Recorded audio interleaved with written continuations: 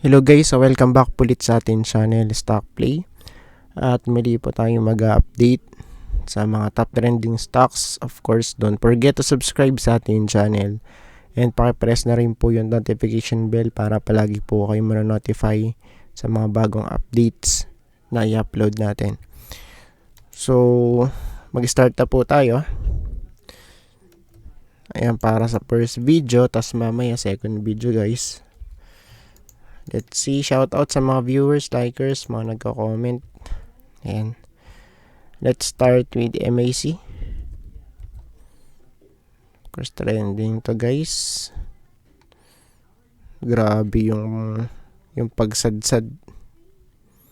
Okay. Ayan. So, nag-close dito. Still pasok dun sa may, resistance. Ayan. Pero syempre, yan, kumbaga, sa daily chart, iba yan eh. Kasi nilip natin. Diba, nag-breakout dito, tapos, pullback. Okay? So, rejected dito sa may, next resistance eh. Tapos, bumalik dito sa may support. 7.1 yung close. Pagka bumalik tayo sa weekly, so, still overbought pa rin to guys. Right? And wala pa tayong nakikita dito. Pullback guys. Ayan. So dito yes meron. Pero right now since nung nag-bounce, of course dumire-diretso eh. No? And pagka sa weekly chart, of course big deal to. No? It's either malaglag dito yan. 6.56 kasi maghahanap ng panibagong support yan based dito sa nakikita natin sa weekly chart. Ayan. Since nag-rally so from here 4.2 nung August lang to guys, tapos yung peak niya nasa 7.75 no. Solid rally. Ayan. And sa daily chart, of course, ayun na. Nalaglag na guys. Okay, sa overbought. Bumaluktot. And yung i-observe natin dito, of course, yung bounce play. Kung mag-hold, since nasa support, so pwedeng bumalik dito yan. Sa may 7.65 at least. Ayan. So, pwedeng ganito mangyari. Or, kung hindi mag-hold, so doon na yung target natin. Dito guys. 6.56. Next support for MAC. No? Next natin, FCG. Weekly chart. Okay, pulado na. So, pwede pa tong masundan ng isa pang red candlestick base sa niya. Weekly chart. Ayan, kasi fresh. Siya? Crossover guys. Sa stock. So, pagka naganap tayo ng support na medyo malapit, so, pwede ito. I-consider natin yung 0.85.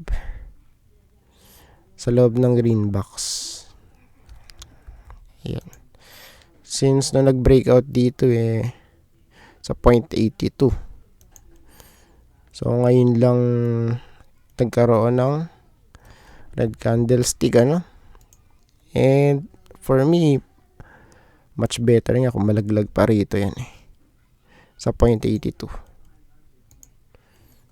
Ayan. Sa daily chart,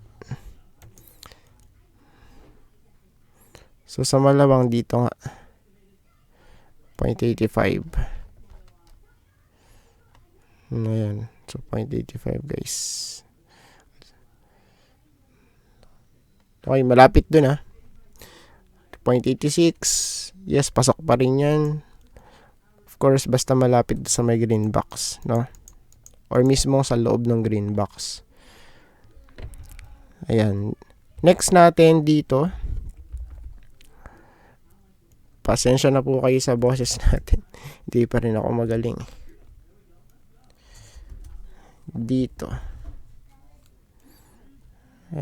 Kumbaga tsaga-tsaga lang din. So, ito yung hobby natin everyday. Even though na busy, so ginagawan pa rin natin ang paraan. Unlike before, no? Pagka busy, finish na. So, ngayon talagang niraraos natin. 1.72. Still very weak pa rin yung ano na to, guys. Medyo hindi talaga siya maganda, no? Ayan for me, pero malapit naman kasi sa support. So, medyo ano to, medyo alarming, no? Yung kanya itsura. So, dito naman, tignan natin kung magrarally hanggang dito, guys, sa DOS. Yung close niya kanina, 1.72 eh. So, since malapit naman dun sa may green box, pwedeng mag-rally. Ito. Dito, malapit sa 2. No? Pero still bearish po yan. So, kitang-kita na eh. So, itong breakout na to, yung area na yan, of course, fake breakout. And yung majority ng candlestick andito sa baba ng 200-day moving average. It means bearish. Ayan. Next, OGP.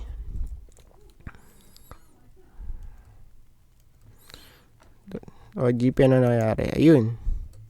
So, medyo yung sa taas, mahaba yung wick. Of course, maghahanap na support yan. No? Maghanap na support or medyo mag-stay sa area na to. Ayan, so pwedeng gano'n kasi mangyari.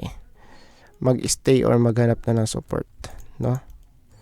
Okay, for now, ang medyo nakikita nating solid support dito, yung 15.5, yung previous all-time high niya. Ayan, no? So, medyo wait muna tayo, guys, no? Same din dito. Ayan, so same lang ang target, 15.5. Doon sa may pinag-breakoutan, ano? Ayan. Then yung next, ABA. Weekly chart natin, retest, pero wala pa rin breakout. Okay, medyo of course kabado malala dito, tapos pwede pa mag crossover, guys, galing sa taas. Ayan, pwedeng bumalik to dito 0.73, or yung worst, magprint na naman ng panibagong lower low. Ayan, kasi ito na yung trend niya before. Ayan, lower low na to yung area na to. So yun nga lang, nag-bounce, ano? Pero wala, hindi makapanik dun sa may resistance Hirap na hirap, guys, no? Sa daily chart, so dito naman, since malapit sa resistance, let's see kung talagang pipitikin pa pataas, no? So, yun na lang yung ano natin dito. Pampalubag loob. Just in case lang, napitikin, no? Pwedeng pumanik hanggang dito yan. Malapit sa 200. Which is malapit po yun sa 1. Ayan. Tapos, yung last, Merrimart. Check natin sa weekly chart. Of course, talaglag. Very sad no? Sad candlestick sa mga Merrimart holders. Grabe, kinain lang yung yung previous candlestick niya. Kinain. Ayan. So, bearish engulfing candlestick ang tawag po dyan. So as of now, meron na tayong breakout and as well throwback. Ayan. So, yun naman yung kinagandaan doon. Pero, pagka di na gold, baka bumalik pa dito yan sa 0.66, no? Yung closing niya, 0.72 eh. Mas makikita natin yan sa, sa lower time frame, of course. Ayan. Pagka chinek natin, saan ba yan? Ayan, of course, sa daily chart. So, sa daily chart, support na to eh. Ayun na kasi nag-breakout dito eh, 'di ba? So naganap lang niya ng support. Pero pag hindi nga nag-hold, so pwedeng bumalik dito yan sa 0.66, 0.67 ano. Sa area na to, guys, dito. Ayan. Ayan. So I think tapos na po tayo. At maraming salamat po sa panonood. See you po sa next video. Bye-bye and God bless.